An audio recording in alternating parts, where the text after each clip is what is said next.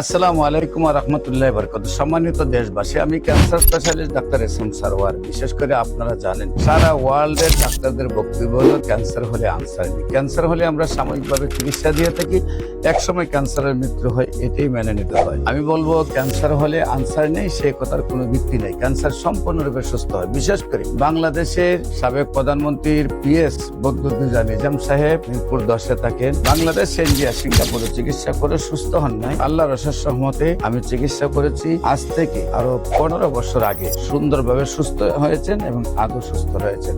সবাইকে আমি বলবো ক্যান্সার হলে আনসার নেই, সেই কথার কোনো ভিত্তি নেই। যেমনি ভাবে আমরা বলেছিলাম যক্ষা হলে রক্ষা নেই, টাইফয়েড হলে কোনো না কোনো অঙ্গ চলে যাবে, বসন্ত হলে সমস্ত শরীর পচে যাবে। এমনকি আমাদের একজন নবীকে বসন্ত রোগে পচার কারণে ওনাকে পাহাড়ে নেওয়া হয়েছিল।